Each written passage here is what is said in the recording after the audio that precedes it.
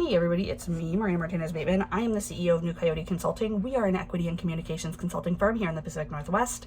That means that we talk to people equitably, and we talk to people about how to talk about equity and how to talk equitably. All those things.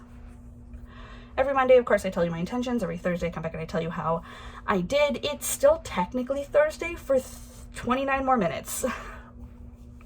This Thursday update is, I think, it's been a while since I did an update in my pajamas, but I'm in my pajamas, I'm in my kitchen, it's late at night.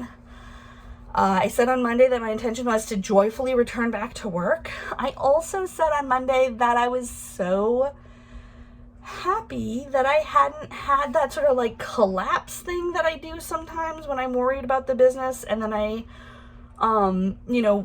work hard to make it successful, and then when we're fine, I collapse. I didn't do that. I didn't collapse. However, I am definitely feeling exhausted. Like my bones hurt. I'm so tired. And I think part of that is like, yeah, I'm not going completely like catatonic at the relief over us being fine, but I'm still really tired. I've been not allowing myself to feel my stress and my exhaustion during this period of like things being really bad for us, because I just knew that if I let myself feel that, it would slow me down, and I couldn't afford to be slow. I think sometimes when I'm talking to people about toxic productivity, and I'm talking about working less, and I'm talking about doing more to care for yourself and your body, people will imagine, and I've done it too myself on this journey, you'll imagine just like sitting on a lounger in the sun, and that's not for me what it's like when I'm managing my toxic productivity. What it's like for me is that I take a good chunk of the energy and focus and sort of life force and labor that I was wasting, spinning my wheels, doing nothing that was actually productive, doing performative productivity, trying to look productive, trying to sound productive, talking about how busy I am, doing things that didn't need to be done. I take that labor that was like useless, and I apply it to, going to therapy, listening to my body, moving my body creatively in ways that make me feel good about having a body, educating myself, growing my knowledge, growing my skill set. And there are definitely times when it's like lounger in the sun time. I'm not going to say that it's not. I definitely do that more now than I did before. Well, not now because it's still too cold, but those times are coming. I can feel them.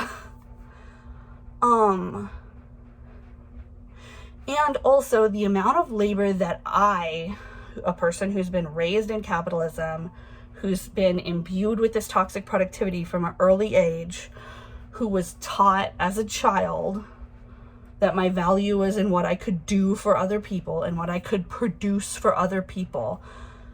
The labor that I put into addressing that, and that I put into healing from that, it's a lot of labor. And I can frequently just be like, why am I so fucking tired?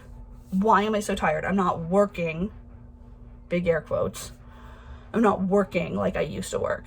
And it's like, I am working a lot. It's just that I'm not doing this dead end working that has no real benefit.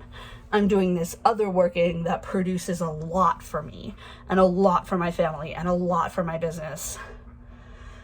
And also it can feel, it's deceptive how exhausting it is just to manage negative self-talk. It's deceptive how exhausting it is just to calm down, get quiet, breathe in, figure out if I'm hungry or not, you know, like all of those things that I talk about in my workshops and in class and in my talks. Like, I think I said it in the planner for doing less. Like, this work is simple, but it's not easy.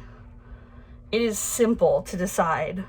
It's a simple decision to say, I'm going to be here for my family instead of doing labor for my job or for a boss or for an employer.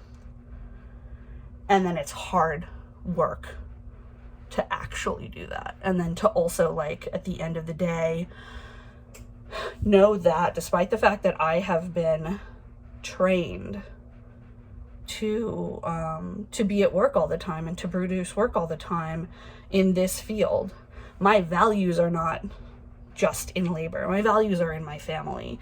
And so going and doing, focusing on family stuff, focusing on self stuff, focusing on the ways I show up in this world as a human being,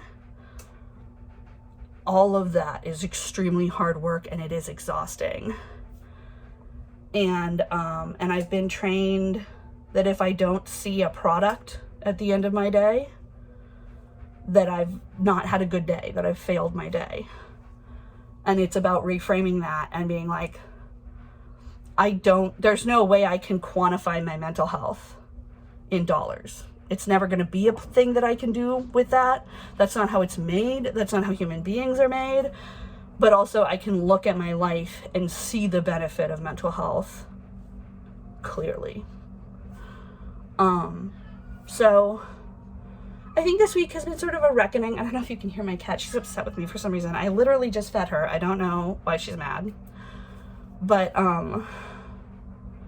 this week has been a little bit of a reckoning with me wanting to just go back to work joyfully and not address all the stress that I was pushing down during the period of time that I knew I couldn't stop and feel it. So I've had to, like, my body was telling me, like, look, dude, this is gonna come up. It's coming up. You gotta feel it. And I was like, but I don't want to. But it's better to process it now when I can than to try and wait until what? I do collapse, or I do, have some kind of big, like, issue. So, yeah, every time I do this, it gets easier. So that's what I can tell you about that. Put your intentions, how you did on your intentions down below. I will see you on Monday. Please, please, please have a weekend. Please, please, please figure out what you must do tomorrow. And if you can at all, when you're done with that, leave. Take care of yourself. It is spring. It is beautiful. Go outside. Bye, everyone.